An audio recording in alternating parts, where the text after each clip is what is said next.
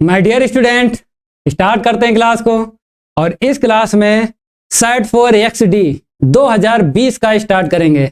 और पिछली क्लास में मैंने साइड 3 कंप्लीट किया था 2020 का। अगर नहीं आपने कंप्लीट किया है तो लिंक भी आपको मिल जाएगा इसी क्लास के डिस्क्रिप्शन में। लिंक पर क्लिक करिए, तुरंत ही आपको पिछली क्लास मिलेगी। और इस क्लास में साइड 4XD 2020 का स्टार्ट करेंगे। फटाफट लाइक और शेयर कर दो भाई।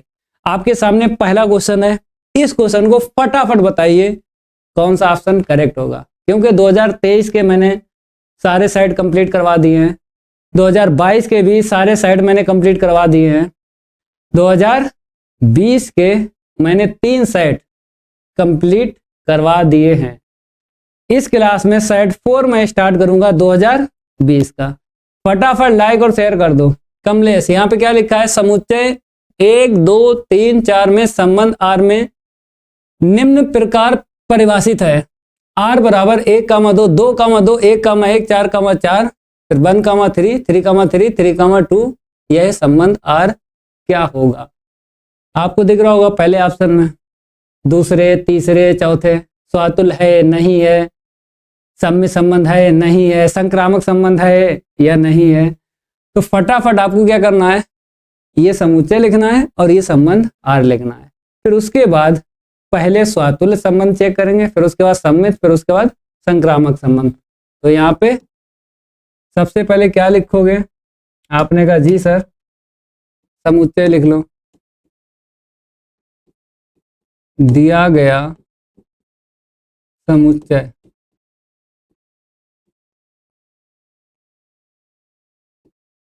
समुच्चय A बराबर मान लो 1, 2, 3, फिर 4। ठीक है भाई। अब संबंध R के बराबर लिखो। पहला युग्म है 12, दूसरा युग्म 22 है। ठीक है भाई। तीसरा युग्म 11 है, चौथा युग्म 44 है, पांचवा युग्म 1, 3 है, फिर उसके बाद 3, 3 है, फिर उसके बाद में 3, 2 है। 1, 2, 3, 4, 5, 6, 7। 1, 2, 3, 4, 5, 6, 7। तो 7 युग्म मैंने लिख दिए। अब इसके बाद मैं क्या करूंगा? स्वातुल्य संबंध चेक करूंगा है या नहीं। स्वातुल्य संबंध में क्या होता है? भुज और कोटि एक जैसे आपको युग्म देखना है। संबंध R में भुज और कोटि एक जैसे आपको युग्म देखना है। कितने देखना है? समुच्चय में जितने अवयव हैं उतने युग्म आपको देखना है। भुज और कोटि एक जैसे अगर मिल जाते हैं संबंध R में तो R क्या हो जाएगा? स्वातुल्य संबंध हो जाएगा। तो यहां पर 1, 2, 3, 4 मिला है। 1, 1 दिखाई दे रहा है, ये देखो। ठीक है, अब 2 ले लो। 2, 2 दिखाई दे रहा है, ये देखो। अब 3 उठा लो। भाई आप जानते हो समुच्चय से ही आपको युग्म बनाना है। भुज और कोटि एक जैसे, तो समुच्चय में जितने अवयव होते हैं उतने युग्म होना चाहिए संबंध R में, तभी स्वातुल्य संबंध होगा। तो 1 से मैंने 1, 1 देख लिया, 2 से मैंने 2, 2 देख लिया, 3 से मैंने 3, 3 देख लिया, 4 से मैंने 4, 4 देख लिया। तो मेरे को क्या पता चल गया कि जितने अवयव हैं उतने युग्म मिले हैं भुज और कोटि एक जैसे, तो स्वातुल्य संबंध है। तो यहाँ पे R क्या है? स्वातुल्य संबंध है। अब इसके बाद सम्मित संबंध बता दो भाई, है या नहीं? आपने कहा जी सर। सम्मित संबंध की अगर मैं बात करूं तो इसमें क्या होता है? भुज और कोटि एक जैसे जो युग्म होते हैं उनको छोड़ के उनके अलावा आपको युग्म देखना है, मतलब AB का BA देखना है। तो मैंने कहा भाई साहब 1, 2 लेके चले। 2, 1 होना चाहिए। कहीं दिखाई दे रहा है? नहीं दिखाई दे रहा है। तो R जो है सम्मित संबंध नहीं है। R क्या? सम्मित संबंध नहीं है, क्योंकि एक युग्म मैंने चेक किया 1, 2 लेके चले।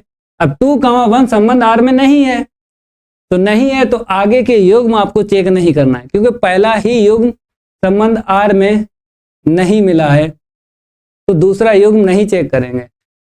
तो आर सम्मित संबंध नहीं है, आपको यहां पे लिखना है। क्या लिखना है? नहीं है। संक्रामक संबंध बाद में चेक करेंगे, पहले सम्मित और स्वातुल संबंध से देख लो कौन सा ऑप्शन गलत है, पहले गलत कर लो। तो यहाँ पे बोला गया है कि स्वातुल संबंध नहीं है, और मेरा क्या निकल रहा है? आर जो है स्वातुल संबंध है, तो इसीलिए ये गलत हो गया। मेरा स्वातुल संबंध निकल रहा है। सम्मित संबंध नहीं है, तो सम्मित संबंध नहीं है तो तुल्यता संबंध नहीं होगा, क्योंकि तुल्यता संबंध में क्या होता है? तीनों परिभाषाएं सत्य बतानी होती हैं, तो इसीलिए ये वाला ऑप्शन इनकरेक्ट हो गया। अब बात करेंगे पहला और दूसरा ऑप्शन। दूसरे ऑप्शन में बोला है कि सम्मित नहीं है, तो मेरा सम्मित नहीं निकला है, लेकिन इसने बोला सम्मित है, तो इसीलिए ये गलत। बचा हुआ मेरा करेक्ट हो गया। तो संक्रामक संबंध चेक करने की जरूरत नहीं है, क्योंकि स्वातुल्य और सम्मित संबंध से ही मेरे को ऑप्शन पता चलेगा कौन सा करेक्ट है, तो इसीलिए आपको संक्रामक संबंध चेक करने की जरूरत नहीं है। ऑप्शन मेरा करेक्ट हो गया। ठीक है भाई, अगला क्वेश्चन देखो फटाफट, सारे के सारे स्टूडेंट इस क्वेश्चन को लगाएं। यहाँ पे क्या बोला गया है?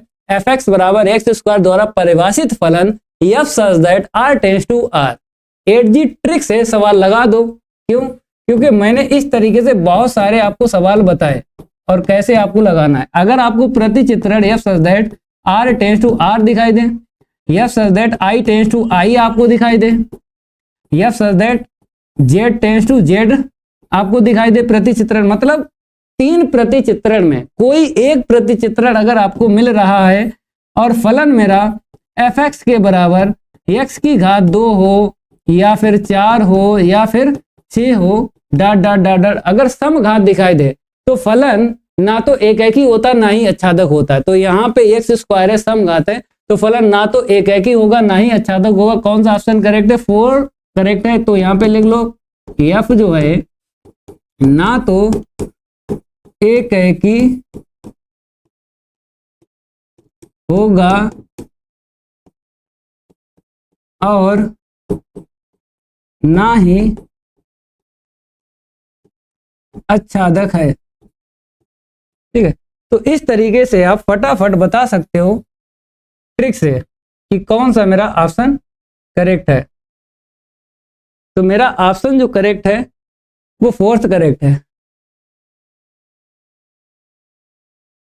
तो 8G ट्रिक से सारे के सारे सवाल आप लगा सकते हो जब भी आपको एक्स की घात सम दिखाई दे या फिर विषम दिखाई दे। तो सम के लिए मैंने आपको बता दिया, अगर इन 3 प्रतिचित्रण में से कोई एक अगर प्रतिचित्रण दिखाई देता है, अगर एक्स की घात 2 हो या 4 हो या 6 हो, तो समझो ऑप्शन कौन सा करेक्ट होगा? ना ही एक ही होगा ना ही अच्छादक होगा। अगर समघात की मैं बात करूं, अगर एफ एक्स के बराबर 2 4 6 आपने समझ लिया, तो यहां पर 1 के लिए बता रहा हूं, 3 के लिए बता रहा हूं, 5 के लिए बता, मतलब विषम के लिए बता रहा हूं। जब घात आपकी विषम मिल जाए तो एफ क्या होगा? एक ही अच्छादक हो जाएगा। फलन क्या हो जाएगा? एक ही अच्छादक हो जाएगा। तो इस तरीके से आपको बताना है कि अगर भाई साहब विषम घात है तो फलन एक ही अच्छादक है, अगर एक्स की घात सम है तो फलन ना तो एक ही होगा ना ही अच्छादक होगा। बेसिक से ना लगाओ, क्योंकि ये सवाल फिक्स है, बहुत ज्यादा आता है, बहुत ज्यादा रिपीट भी होता है भाई। उन्नति नायक, समझ में आ रहा है? अगला क्वेश्चन देखो फटाफट। यहाँ पे बोला है समाकलन साइन 3x का बता दो। तो आपने कहा जी सर मैं बता सकता हूं, साइन का समाकलन माइनस का कॉस होता है और 3x का अवकलन नीचे करेंगे या फिर x का गुणांक नीचे लिख दो, एक ही बात है। तो नीचे 3 निकलेगा और माइनस भी ध्यान रखो, -1/3 cos 3x, कहीं आपको दिखाई दे रहा -1/3 cos 3x? आपने कहा जी सर 3rd ऑप्शन मेरा करेक्ट है। ये डायरेक्ट आप बता सकते हो भाई समाकलन, देखो कैसे, इसको मैं बता रहा हूं, आई के बराबर लिख लो। आपने कहा जी सर sin 3x और यहाँ पे dx, आई के बराबर ऐसे करके आपको लगाना है। बताओ यहां तक क्लियर है? जल्दी बताओ फटाफट। अगला सवाल देखो भाई, इस सवाल में क्या कहा गया है कि एक अवकल समीकरण दे रखा है आपको घात बतानी है। फटाफट बताओ कौन सा ऑप्शन करेक्ट है, जल्दी बताओ फटाफट।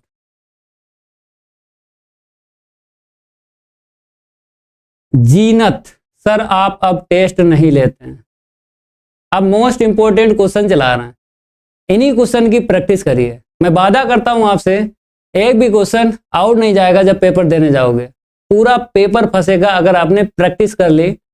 जो मैं क्वेश्चन दे रहा हूं सारे के सारे क्वेश्चन की आपको प्रैक्टिस करना है। यहां पे अवकल समीकरण की घात आपको बतानी है। सबसे पहले आपको कोटि बताना है, क्योंकि घात डिपेंड है कोटि पर। अगर आपने कोटि बता दी तो ऑटोमेटिक घात पता लग जाएगी। तो कोटि आपको उस अवकल गुणांक की बताना है जिसका अधिकतम अवकलन हुआ है।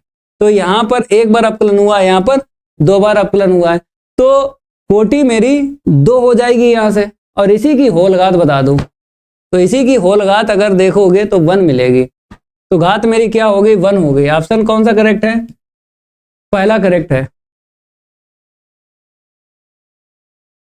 ठीक है भाई, अगला क्वेश्चन देखो। ये सवाल मोस्ट इंपोर्टेंट है, इसको जरूर आपको तैयार करना, बहुत ज्यादा पेपर में आता है। वेरी वेरी इंपॉर्टेंट क्वेश्चन है। इसका आंसर या तो 1 आता है या फिर 3 आता है। अगर ये सिमेट्रिक रूप से दिए गए हैं तो यहां से 1 निकलेगा, यहां से 1 निकलेगा, यहां से 1 निकलेगा, तो आंसर मेरा 3 होगा। अगर इन 3 में से एक की सिमेट्री नहीं है तो आंसर 1 आता है। या तो आंसर 1 आता है या फिर 3 आता है। ये वाले आप गलत कर लो, 0 कभी नहीं आता है, 2 कभी नहीं आता है। अब देखो आपने कहा जी सर जे कैप क्रॉस के कैप आई कैप होता है, तो मैंने कहा ठीक है, इसके बराबर ही मैं लिख रहा हूं आई कैप डॉट आई कैप। ठीक है, जे कैप क्रॉस के कैप होता है मेरा आई कैप। फिर यहां पे प्लस दे रखा है, तो जे कैप डॉट के कैप क्रॉस आई कैप, तो क्या होता है, जे कैप होता है। आप जानते हो के आई का जे होता है, जे के का आई होता है। अब यहां पे देखेंगे प्लस का के कैप है, तो बताओ भाई फटाफट, यहां पे आई जे का क्या होता है, के कैप होता है। अगर मैं आपसे कहूं ये कितना देगा 1, ये कितना देगा 1, ये कितना देगा 1, तो आंसर मेरा कितना निकल रहा है, 3 निकल रहा है। तो ऑप्शन मेरा 4th करेक्ट है। याद रखना, या तो उत्तर 1 आता है या उत्तर आता है 3। लाइक और शेयर कर दो, कमी नहीं रहना चाहिए। प्रदीप कुमार, मैं आपका साथ 29 तारीख तक दे दूंगा। ठीक है, आपको टेंशन लेने की जरूरत नहीं है। सारे के सारे मेरे प्यारे भाई लाइक कर दे क्लास को और ज्यादा से ज्यादा क्लास को शेयर कर दें। अगला सवाल यहां पे बोला है सिद्ध कीजिए कि यदि f such that x tends to y और g such that y tends to z एक का एक है, तो g संयोजन f such that x tends to z भी एक एक है। ये सवाल रिपीटेड है। ये सवाल क्या है, रिपीटेड है। मैं इसको करवा चुका हूं बहुत बार। किसी भी बालक को पूछना हो तो कमेंट बॉक्स में यस लिख दे, मैं इसको बता दूंगा। लेकिन 2023 के सेट 1 से लेकर सेट 7 तक जब मैंने क्वेश्चन करवाए तो ये क्वेश्चन मिला था। या फिर आप 2020 के जो सेट मैंने करवाए हैं 1 से लेके अभी तक 3 तक करवा दिए हैं, तो इनमें से कहीं ना कहीं ये क्वेश्चन मिलेगा। या फिर 2022 के सेट 1 से लेके सेट 7 तक कहीं ना कहीं मिल जाएगा आपको। ये रिपीटेड क्वेश्चन है।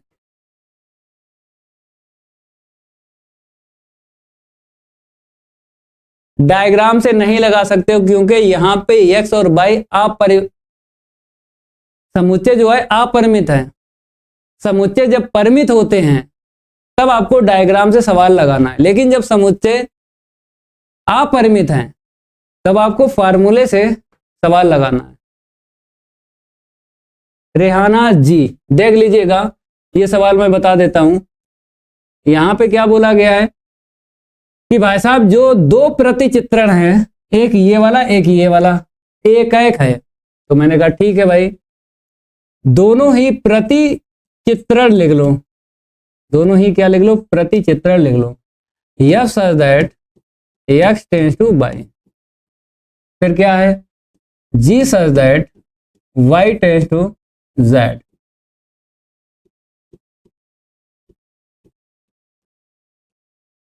एक एक हैं, तो आप जानते हो अगर एक एक हैं तो फार्मूले की अगर मैं बात करूं, अगर मैं एफ ले लूं तो यहां पर आप जानते हो पहला जो समुच्चय होता है एक्स के लिए होता है, तो एफ एक्स वन बराबर एफ एक्स टू, यही होता है फार्मूला, यही फार्मूला होता है एक एक ही के लिए, एफ एक्स वन बराबर एफ एक्स टू। अब अगर एफ एक एक ही है तो दोनों तरफ से आपको क्या हटाना है, एफ हटा देना है। दोनों तरफ से जब आपने एफ हटाया तो एक्स वन बराबर कितना मिल गया मेरे को, एक्स टू मिल गया। याद रखना अगर एफ मेरा एक एक ही है तो दोनों तरफ से आपको एफ हटाना है, दोनों तरफ से एफ हटाओगे तो यहां से एक्स वन मिलेगा, यहां से एक्स टू मिलेगा, ठीक है। अब यहाँ पे फॉर एवरी लिख लो, ये एक्स वन एक्स टू किस में बिलोंग कर जाएंगे, ये दोनों ही पहले वाले समुच्चय में बिलोंग करेंगे, ठीक है। अब यहाँ पे बोला गया जी एक एक ही है, तो यहाँ पे बाई है, जी के पास में अगर बाई समुच्चय है तो आपको क्या लेना है, बाई वन लेना है, ये तो आप जानते हो। ये मेरा क्या है, फार्मूला है, जी फलन में है ये मेरा, ये फलन में फार्मूला। अगर जी एक एक ही है तो दोनों तरफ से आप जी हटा दो, अगर जी फलन मेरा एक एक ही है तो दोनों तरफ से जी हटा दो, तो यहां से बाई वन मिलेगा, यहां से बाई टू मिलेगा।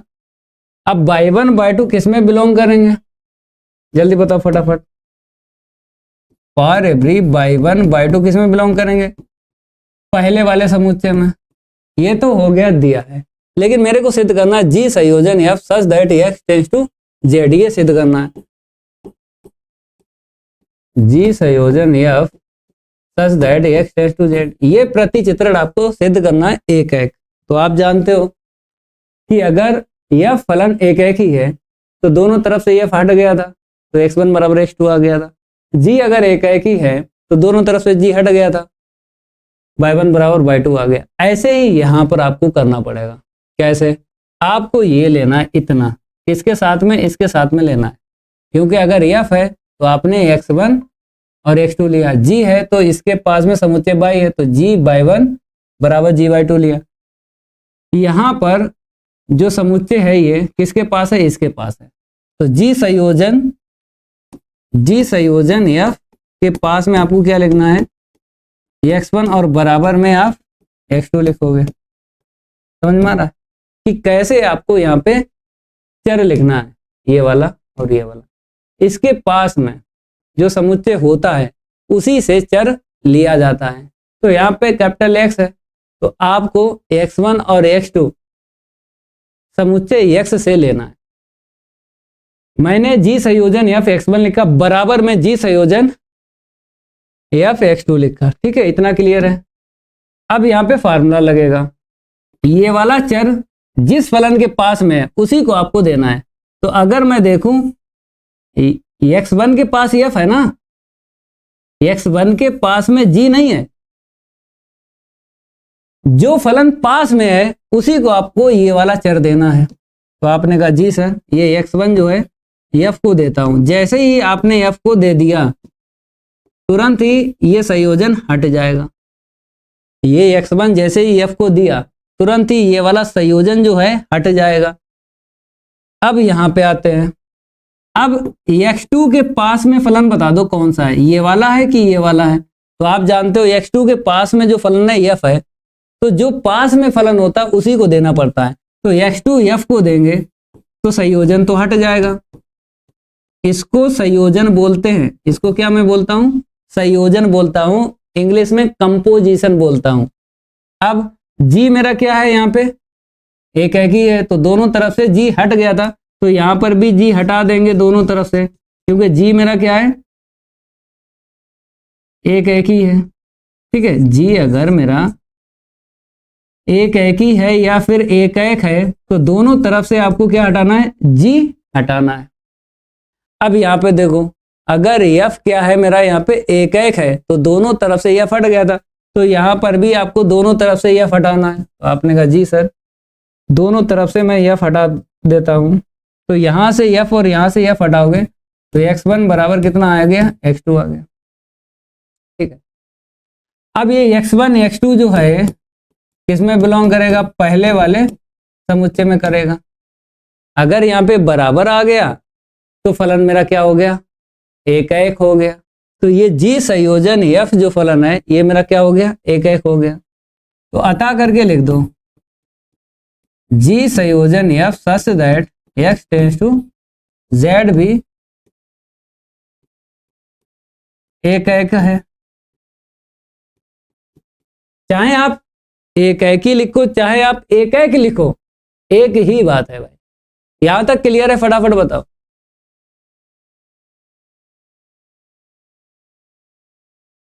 जीनत जल्दी बताओ, समझ में आ रहा है। इतना ध्यान रखना है आपको कि जो भी एक एक है या फिर एक एक ही है तो दोनों तरफ से हट जाता है। तो अगर एफ और जी एक एक है तो यहां से एफ हटेगा, यहां से जी हटेगा। ये लाइन आपको ध्यान रखनी है, ये वाली बस। फिर उसके बाद एक जो प्रतिचित्रण मेरा ये वाला दिया गया है, ये वाला, ये आपको सिद्ध करना है कि एक एक है। तो आप जानते हो इसके पास में जो समुच्चय होता है वहीं से मेरे को दो मान लेना पड़ते हैं।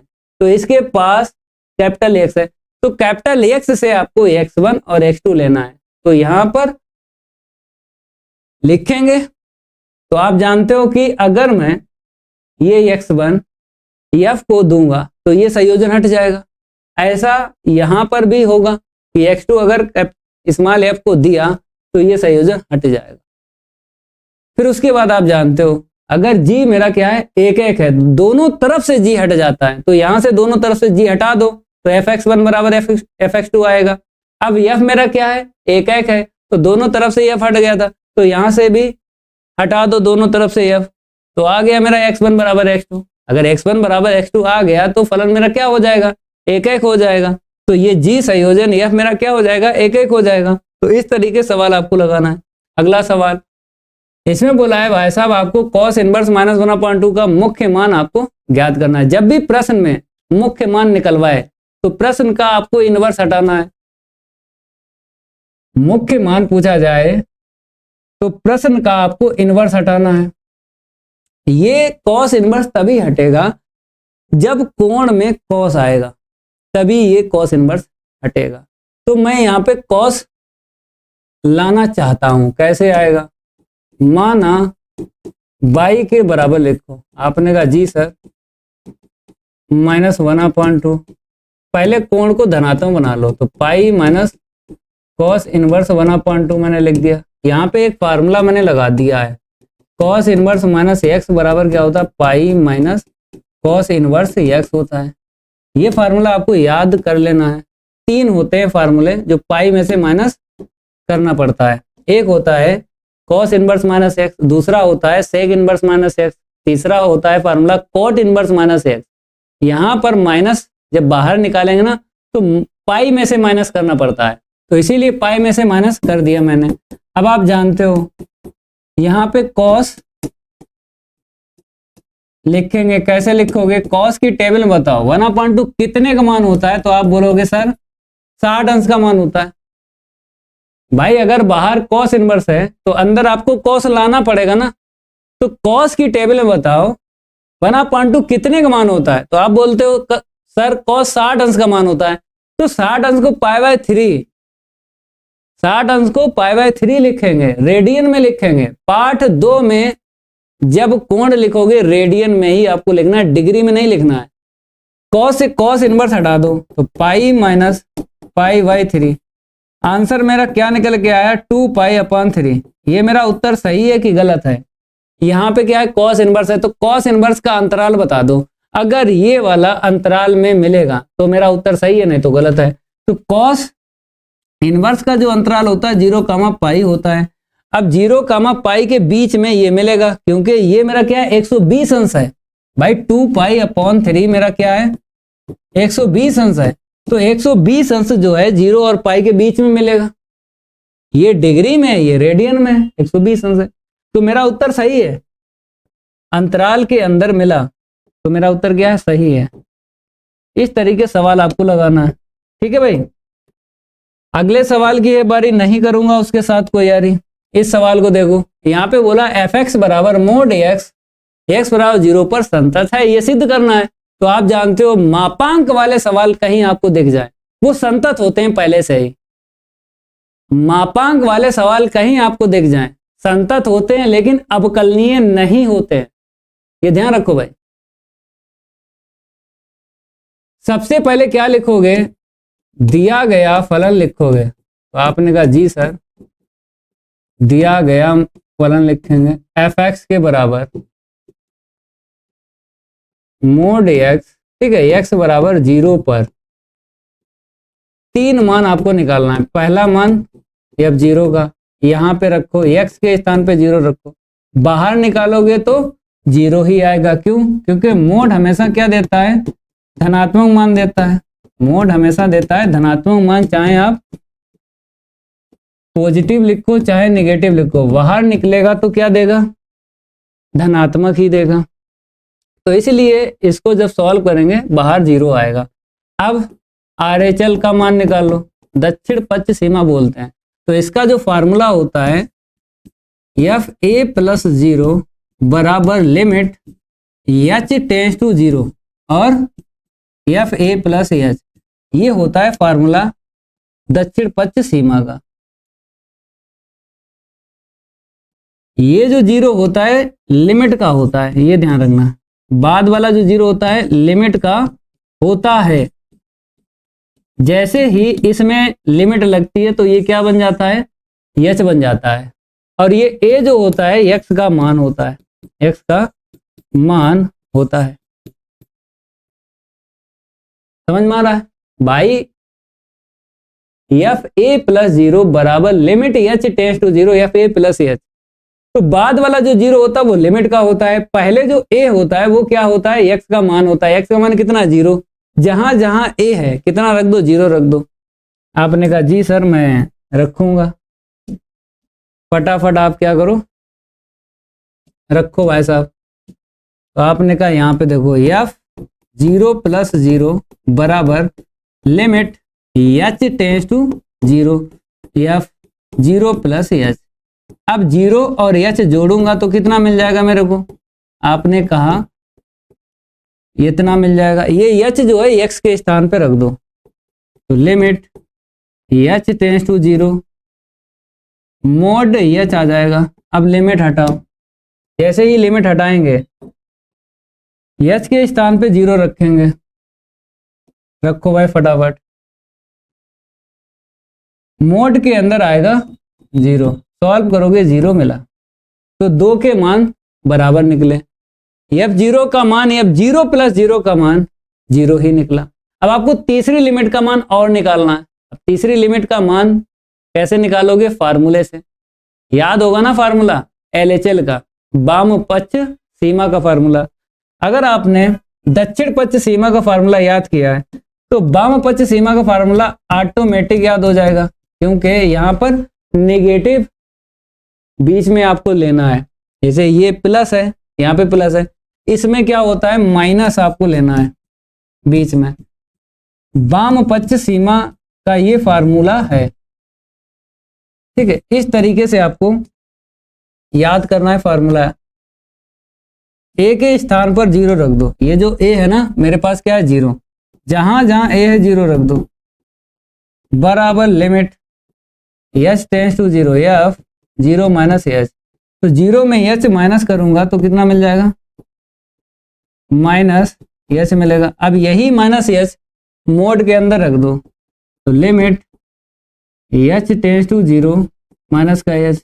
अब लिमिट हटाओ, आपने कहा जी सर लिमिट हटाऊंगा, एच के स्थान पे 0 रख दो, तो बराबर मोड के अंदर माइनस 0, बाहर निकालोगे प्लस 0 निकलेगा। मापांक हमेशा धनात्मक मान देता है तो -0 बाहर निकालोगे +0 मिलेगा। अब तीनों मान बराबर निकले, दैट इज का मतलब अर्थात होता है f0 का मान f0 + 0 का मान f0 - 0 का मान बराबर निकले हैं। तीनों बराबर कर दो, अगर तीनों के मान बराबर निकले हैं तो फलन क्या हो जाएगा, संतत हो जाएगा। अतः करके लिख दो, अतः x बराबर 0 पर fx मेरा क्या है, संतत है। इस तरीके से आपको सवाल लगाना है। सवाल आता है संतत का, ठीक है, तैयार करके जाना है, आएगा 101%।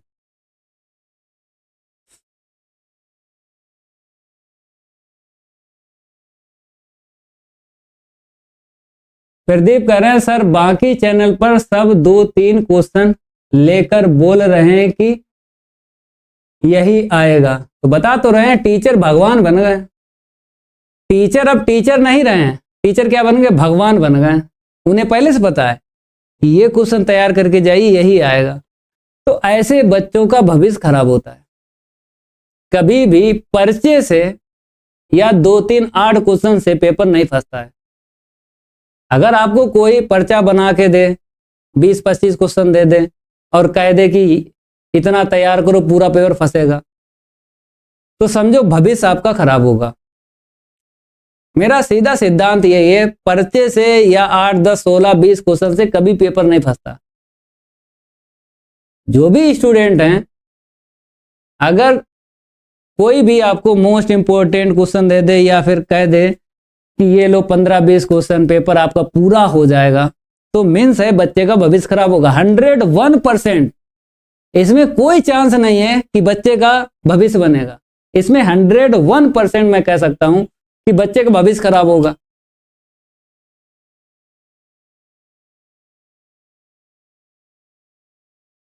अगला सवाल देखो, ये सवाल है, एक थैले में 5 लाल तथा 3 काली गेंदें हैं। एक गेंद यदृच्छा थैले से निकाली जाती है। निकाली गई गेंद के काली होने की प्रायिकता ज्ञात कीजिए। 1 नंबर का सवाल है, वर्बली क्वेश्चन हो जाएगा, वर्बली। कमलेश इस सवाल को लगाओ। सबसे पहले आपको क्या लिखना है, NS के बराबर टोटल देख लो कितनी मेरे पास गेंदें हैं। कह रहा है 5 लाल गेंदें हैं और 3 काली गेंदें। कुल गेंदें कितनी हो गई, 8 गेंदें हो गई हैं मेरे पास। ठीक है, मेरे को निकालना है काली गेंद की प्रायिकता। तो मैंने बोला है भाई साहब n काली, कितनी गेंदें हैं मेरे पास, आपने कहा 3 गेंदें हैं मेरे पास काली। तो मेरे को क्या निकालना, P काली निकालना है। लगा फार्मूला, फार्मूला तो याद है ना, फार्मूला होता है मेरा P बराबर NE/NS, ये फार्मूला होता है। तो E मैंने क्या ले लिया, काली, काली गेंद की प्रायिकता निकालना है। तो E के स्थान पे मैंने क्या ले लिया, काली। लगा फार्मूला P काली बराबर N काली बटे में NS। कितनी काली गेंदें हैं, 3, टोटल गेंदें 8। ये उत्तर इसमें लाई करेगा, आपने कहा जी सर, कर जाएगा उत्तर लाई। तो यही मेरा आंसर है, यही मेरा क्या है, आंसर है। 1 नंबर का सवाल है, देख के ही लगा सकते हो, 3/8 आंसर।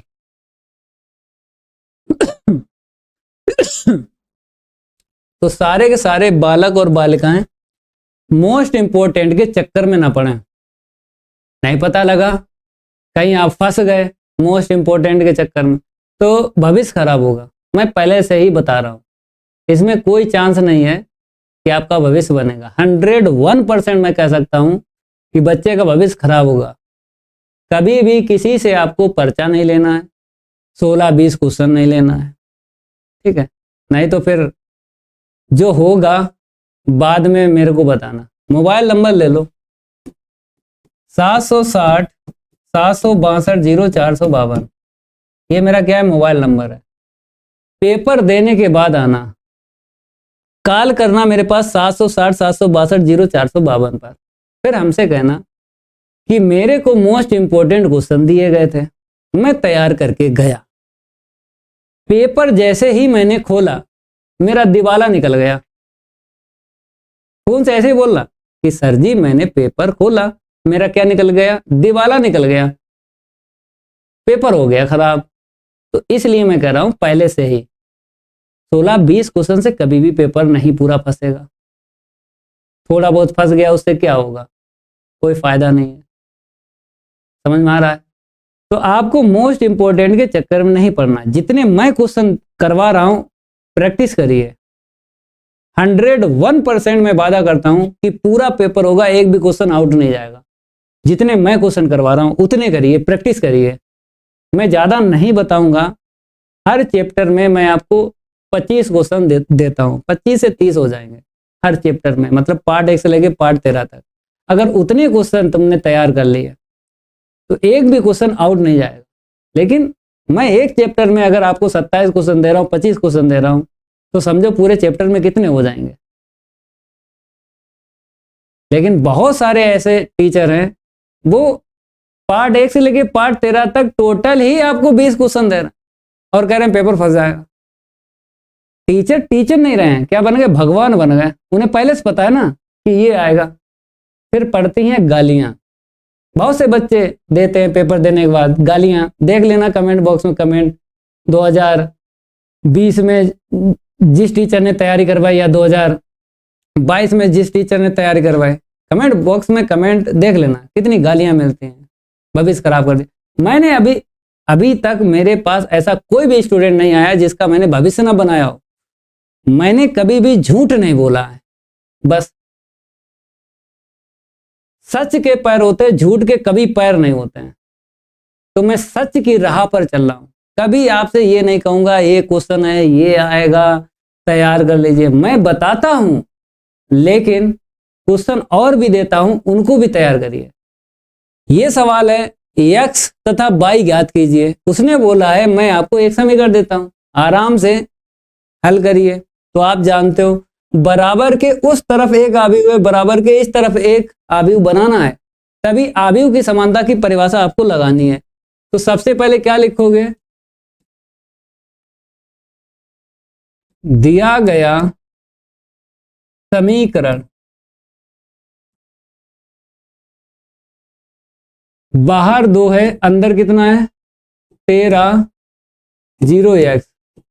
फिर इसके बाद में दूसरा अवयव है y 0 1 2 बराबर में 56 18, 2 का गुणा कर दो। फिर उसके बाद जोड़ेंगे 2 एकम 2 2 3 6 0 2x y 0 1 2 56 18 जोड़ो। पहला अवयव जोड़ेंगे 2 + y मिलेगा, दूसरा अवयव जोड़ेंगे 6 मिलेगा, तीसरा 1 बताएगा और चौथा ये बताएगा। बराबर में 56 18। आव्यूह की समानता की परिभाषा लगा दो। आव्यूह की समानता की परिभाषा से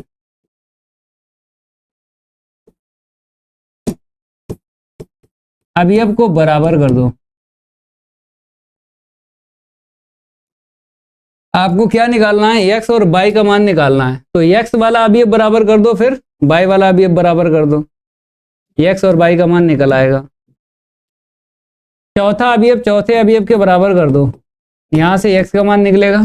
पहला अवयव पहले अवयव के बराबर कर दो, यहां से आपको y का मान मिल जाएगा। पहले 2 का पक्षांतर करो,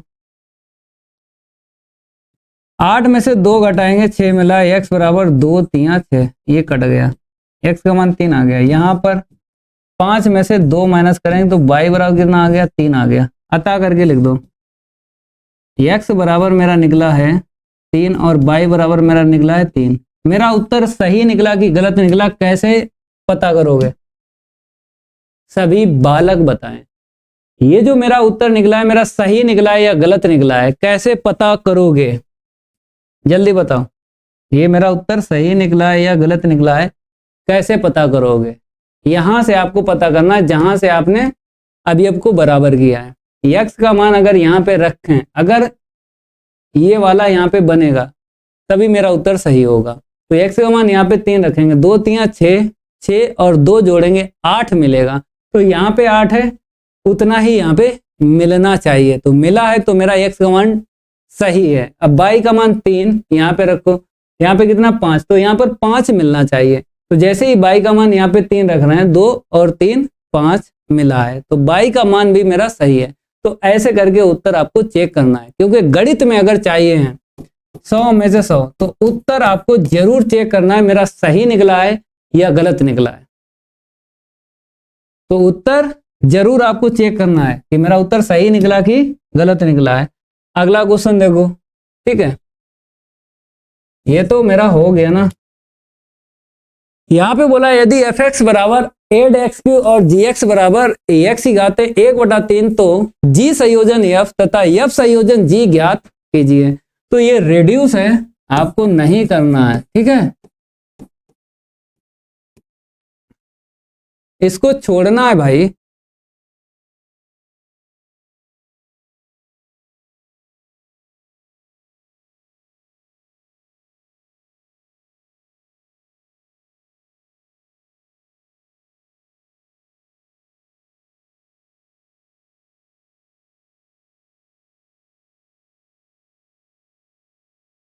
रेहाना जी, ये सवाल आपको नहीं करना है, ये वाला सवाल देखो।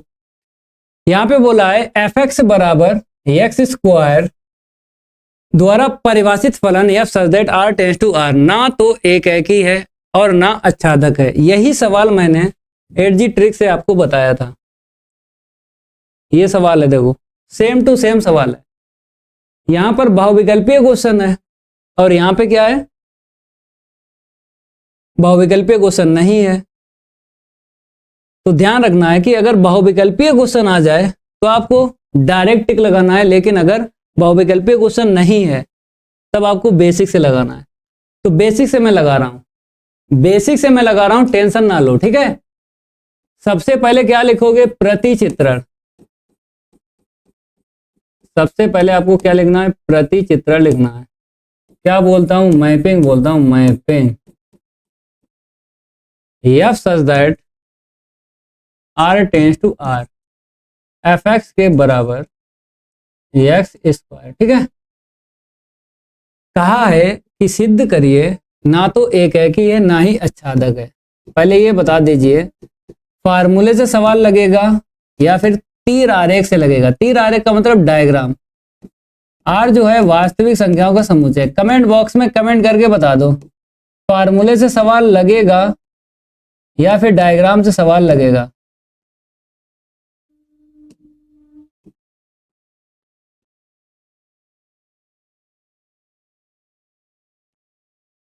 बताओ, जल्दी बताओ, फार्मूले से सवाल लगेगा या फिर डायग्राम से सवाल लगेगा। अगर आपका समुच्चय अपरिमित है, यह ध्यान रखना है।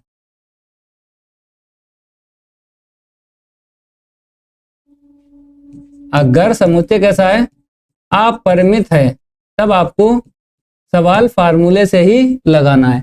अगर परिमित समुच्चय मिल जाए, परिमित का मतलब होता है आखिरी अवयव पता हो।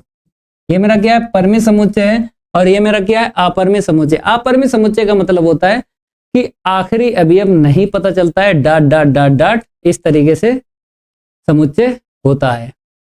तो फार्मूले से सवाल लगेगा। एक ही के लिए, बहु एक के लिए फार्मूला क्या होता है, fx1 बराबर fx2, ये फार्मूला होता है। fx1 का मान यहां से निकालो, fx2 का मान यहां से निकालो, दोनों तरफ से घातें हटा दो।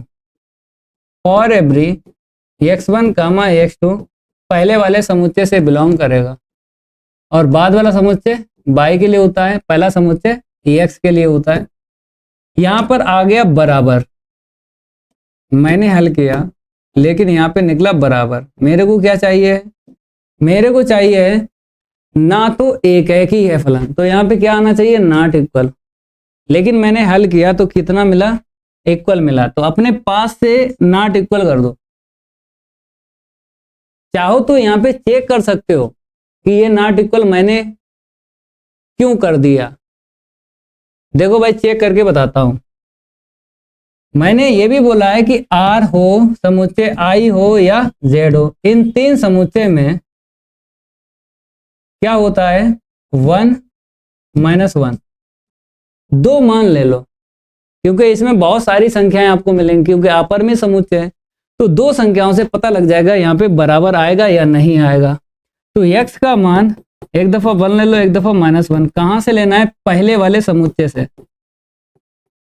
अब फलन का मान निकालो, x बराबर 1 पर फलन का मान निकालो। आपने कहा यहाँ पे रखो 1 आ गया, -1 रखो तो -1 का स्क्वायर कितना हो गया 1।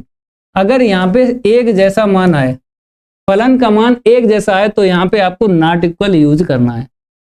यहाँ पे फलन का मान अलग अलग आए तो यहाँ पे बराबर आता है। तो ऐसे मैंने पता कर लिया कि भाई साहब फलन के मान एक जैसे निकलेंगे, तो अपने पास से यहाँ पे नॉट इक्वल कर दिया। लेकिन इतना आपको लिखना कब पड़ता है, जब क्वेश्चन में सिद्ध कीजिए ना लिखा हो, जब प्रश्न में चेक करवाए कि एक ही है या नहीं है, आच्छादक है या नहीं है, तब आपको ये लिखना है। लेकिन सिद्ध कीजिए लिखा है यहाँ पे, तो इतना लिखने की जरूरत नहीं है। केवल आप क्या करो, आपने सॉल्व किया, अपने आप क्या निकला यहाँ पे बराबर निकला, ठीक है, बराबर निकला था हल करने के बाद। लेकिन बोला है ना एक ही सिद्ध करना है, तो अपने पास से नॉट इक्वल कर दो और यहाँ पे लिख दो कि जो मेरा एफ है समुच्चय R से R में एक एकी नहीं है, ठीक है, समझ में आ रहा है? ठीक है, अगला फार्मूला है y बराबर fx। अगर मैं आपसे कहूं आच्छादक और अंतःक्षेपी के फार्मूला क्या होता है, y बराबर fx होता है, ये होता है फार्मूला। तो मैंने कहा ठीक है भाई, y बराबर fx लगा लो फार्मूला। ये फार्मूला बताता है कि x का मान y के पदों में निकालो। ये फार्मूला जब लगाया करो तो ध्यान रखो कि ये फार्मूला बताता है कि x का मान y के पदों में निकालो, ये बोलता है फार्मूला। तो मैंने कहा y बराबर fx का मान इतना है, तो भैया घात हटाओगे तो इतना मिल जाएगा। आप जानते हो y का मान जैसे ही मैंने -1 रख दिया तो x का मान जो मिला है ये क्या मिला, काल्पनिक मिला, ये R में बिलोंग नहीं करेगा। तो इसीलिए x का जो मान निकला है ये R में नहीं बिलोंग करेगा। जब ये x का मान जो निकला है R में बिलोंग नहीं करेगा तो फलन आच्छादक नहीं होगा। तो फटाफट यहाँ पे लिख लो कि फलन आच्छादक नहीं है। चेक नहीं करेंगे यहाँ पे, क्यों चेक नहीं करेंगे, क्योंकि सवाल में लिखा है सिद्ध कीजिए। अगर ये सिद्ध कीजिए ना लिखा होता तो मैं क्या करता, चेक करता। y का मान 1 और -1 आपको लेना है। कहां से लेना है, बाद वाले समुच्चय से। फिर आपको x का मान निकालना है। तो जैसे ही आपने ये 1 रखा तो x का मान मेरा क्या मिला, +-1 मिला। फिर आपने कहा ये x का मान जो निकला है वो पहले वाले समुच्चय में बिलोंग करेगा, चाहे भाई +1 हो चाहे -1 हो, पहले वाले समुच्चय में बिलोंग करेगा। तो ये x का मान बिलोंग कर रहा है। अब ये देखो y का मान -1 यहाँ पे रखेंगे तो ये क्या करेगा, बिलोंग नहीं करेगा, काल्पनिक है ना। तो अगर एक भी मान x का पहले वाले समुच्चय में बिलोंग ना करे तो यहाँ पे नॉट इक्वल आपको लेना है। y के हर एक मान पर x का जो भी मान निकलेगा वो पहले वाले समुच्चय में अगर बिलोंग कर रहा है तो भैया ये x का मान जो चर में निकला ये भी बिलोंग करेगा। अगर ये R में बिलोंग करेगा, जो x का मान निकला है चर में, तो आच्छादक फलन होगा। लेकिन यहाँ पे y का मान -1 पे x का मान जो निकला वो R में नहीं बिलोंग कर रहा है, तो यहाँ पे नॉट बिलोंग्स टू कर दो। लेकिन इसको आपको नहीं लिखना है। क्यों नहीं लिखना है, क्योंकि प्रश्न में लिखा सिद्ध कीजिए। जब सिद्ध कीजिए लिखा है तो डायरेक्ट आपको लिख देना है, ठीक है। ये चेक नहीं करना, मैंने समझा दिया है कि अगर प्रश्न में सिद्ध कीजिए ना लिखा होता तब आपको कैसे सवाल लगाना है। यहाँ पे आपको नहीं चेक करना, डायरेक्ट यहाँ पे लिखना है कि जो यफ मेरा है समुच्चय आर से आर में आच्छादक नहीं है, आच्छादक नहीं है। इस तरीके से आपको करना है। ठीक है, अतः करके लिख दो, दोनों को एक साथ लिख दो अतः करके। आपने कहा जी सर, अतः करके मैं लिखूंगा यफ कामा समुच्चय आर से आर में ना तो एक एकी और ना ही आच्छादक फलन है।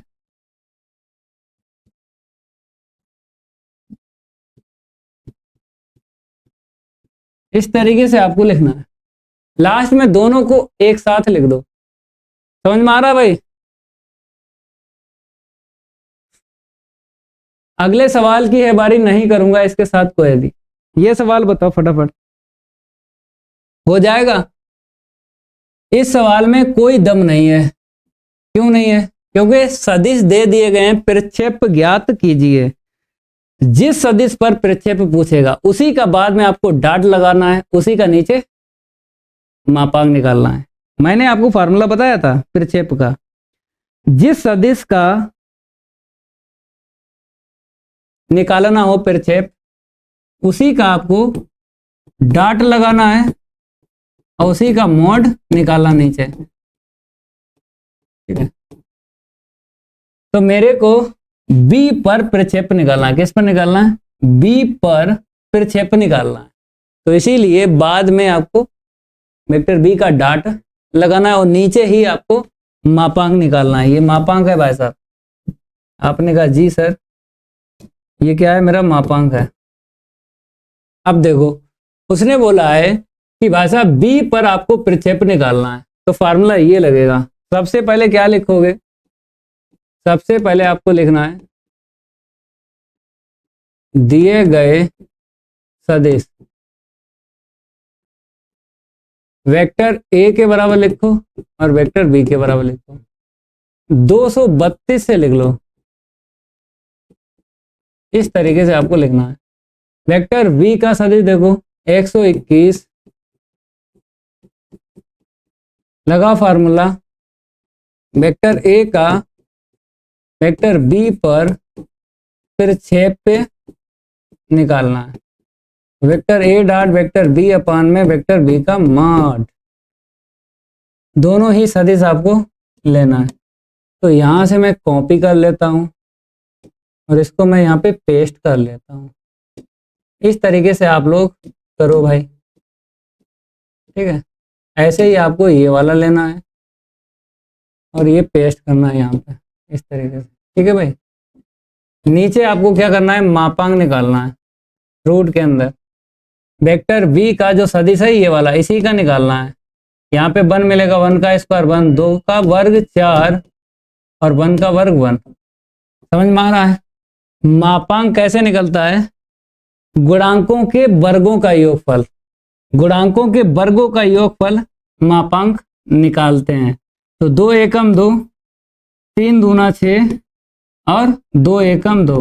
नीचे कितना मिल जाएगा? 4 2 6 रूट के अंदर। तो उत्तर मेरा कितना आया? 10 बटे में रूट 6। ये निकला प्रक्षेप। फटाफट नोट करो। आशीष यादव करें गणित में आएंगे 100 में 100। आ गया समझ में? 10 अपान रूट 6 निकला है। 10 अपान रूट 6 निकला है। लाइक करते रहो, क्लास को लाइक करते रहो। ठीक है, अगला सवाल देखो। इस सवाल में कोई दम नहीं है। क्यों? क्योंकि y के बराबर साइन इनवर्स x था, तो सिद्ध कीजिए इसके बराबर उतना। ये बहुत ज्यादा क्वेश्चन रिपीट हुआ है, तो इसको मैं डालता हूं रिपीटेड क्वेश्चन। इसको कर लेना। 2023 के सेट 1 से सेट 7 तक देख लेना, कहीं ना कहीं ये क्वेश्चन आपको मिलेगा। हो जाएगा? जल्दी बताओ यार, ये रिपीटेड क्वेश्चन है, हो जाएगा? जल्दी बताओ फटाफट।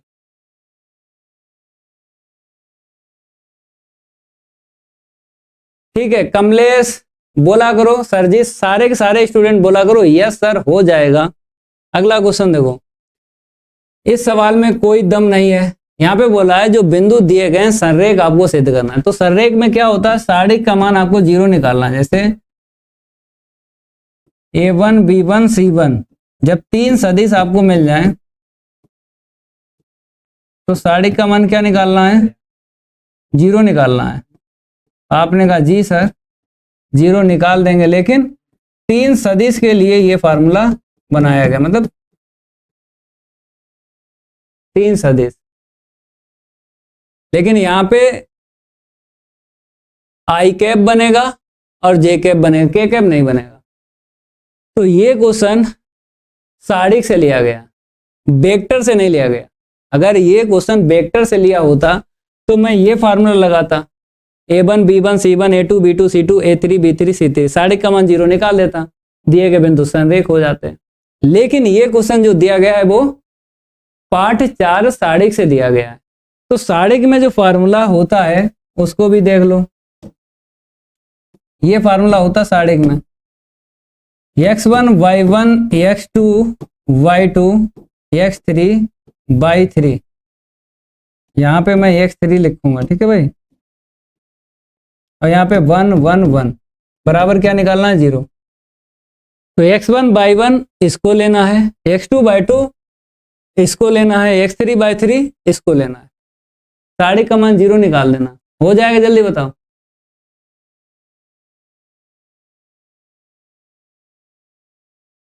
फटाफट बताओ, हो जाएगा या नहीं होगा। अगर हो जाएगा तो इसको मैं होमवर्क डाल दूं, अगर आपसे ना लगे तो इसको मैं लगा देता हूं। जल्दी बताओ भाई, हो जाएगा या नहीं होगा। दिए गए बिंदु आपको लिखना है। तो आपने कहा एक है A B प्लस A, दूसरा है मेरा B C प्लस A, तीसरा मेरा है A प्लस B। अब आराम से इसको अगर मैं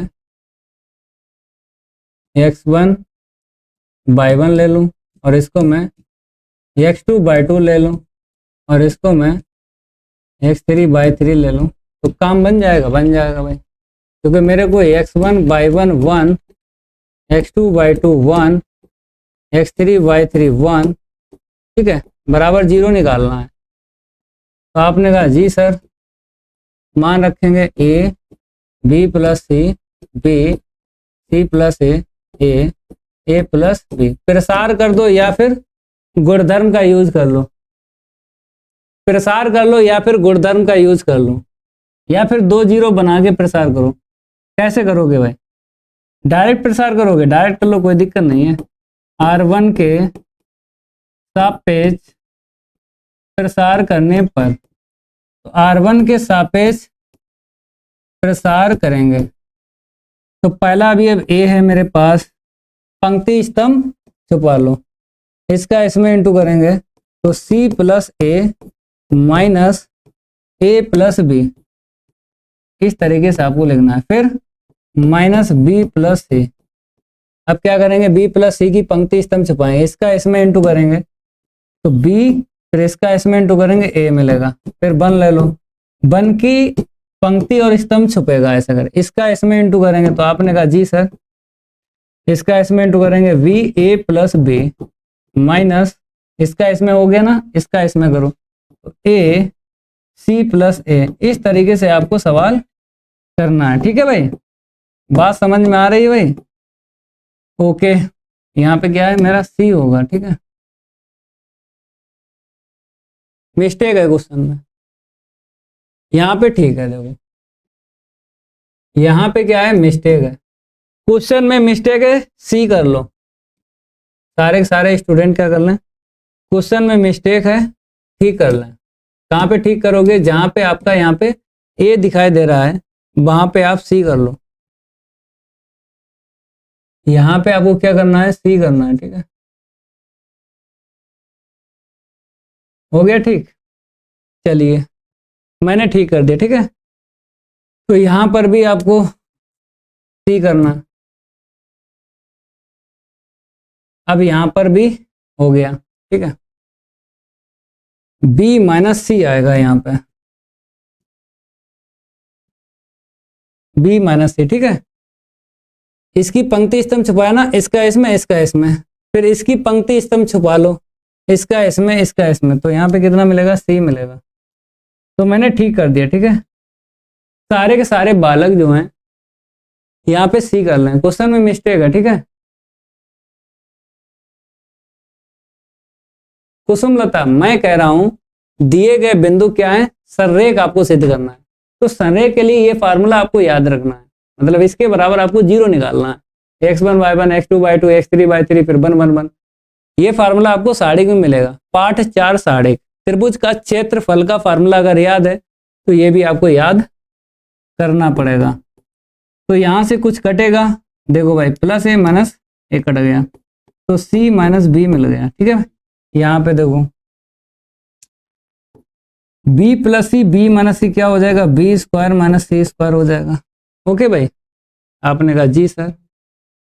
अब इसके बाद में यहाँ से देखेंगे कितना मिलेगा, अंदर इंटू करेंगे ए बी प्लस का बी स्क्वायर, सी का अंदर इंटू करेंगे माइनस का सी स्क्वायर माइनस का सी है, इतना मिला। यहाँ पे इंटू करेंगे तो सी ए माइनस का ए बी माइनस का बी स्क्वायर प्लस का सी स्क्वायर प्लस का ए बी प्लस का बी स्क्वायर माइनस का सी स्क्वायर माइनस का सी ए। काटो भैया, ये वाला इससे कटेगा, ए बी पॉजिटिव है और ए बी निगेटिव है, कट गया। सी स्क्वायर से सी स्क्वायर कटेगा, सी ए से सी ए कटेगा, ये आ गया मेरा 0। सारे के सारे पद कटेंगे, 0 आ गया। लिख दो, अतः दिए गए बिंदु क्या है, संरेख है। इस तरीके से सवाल आपको पेपर में करना है। अतः करके लिख दो, अतः दिए गए बिंदु संरेख है, दिए गए बिंदु संरेख है।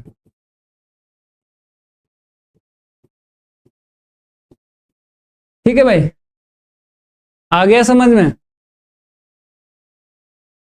ठीक है बरसी भाई, 22 से एग्जाम है, 22 से एग्जाम है। 22 को तो हिंदी का पेपर होगा ना, यूपी बोर्ड का जो पेपर है हिंदी का होगा 22 को, ठीक है। गणित का पेपर जब आएगा ना तब मैं आपको बताऊंगा। तो यहाँ पे ठीक कर लो, देखो 3 के सारे सवाल मैंने कर दिए। ये 3 का का है, ये 3 का खा है, फिर गा है, घा है, यहीं तक क्वेश्चन करेंगे, ठीक है। अब इसके आगे जो हैं, जो भी सवाल आपने किए हैं इनकी प्रैक्टिस जरूर कर लेना, ठीक है। सारे के सारे स्टूडेंट इन क्वेश्चनों की प्रैक्टिस कर लेना, जितने मैंने क्वेश्चन करवाए हैं। ओके भाई, ये सारे के सारे आपको करना है। अब कल जो है इसके आगे क्वेश्चन करवाएंगे। क्लास अच्छी लगी तो लाइक और शेयर कर देना। अभी मैं 9 बजे वाली क्लास में समाकलन स्टार्ट करूंगा, एकदम बेहतरीन क्वेश्चन करवाऊंगा। आपकी प्रैक्टिस अच्छी होगी तो पेपर में 3 क्वेश्चन आपको समाकलन के मिलेंगे, ये फिक्स है। 3 सवाल आपको मिलेंगे अनिश्चित समाकलन के और 2 क्वेश्चन मिलेंगे आपको निश्चित समाकलन के। टोटल 5 क्वेश्चन मिलेंगे आपको समाकलन के। तो 5 क्वेश्चन अगर तैयार करना है तो 9 बजे वाली क्लास में मैं आपको पढ़ाऊंगा समाकलन, लेकिन उसका टाइम मैंने चेंज कर दिया है। शायद आज की क्लास 8:30 बजे हो। अभी तक मैं 9 बजे वाली क्लास में यही सब पढ़ाता रहा, पार्ट 1 से लेके पार्ट 6 तक। लेकिन आज जो है लगता है कि 8:30 बजे क्लास स्टार्ट होगी, पार्ट 7 समाकलन की। क्लास अच्छी लगी हो तो लाइक और शेयर कर दो। गुरु की गर्दे वाली क्लास होगी भाई 8:30 बजे। जय हिंद, जय भारत।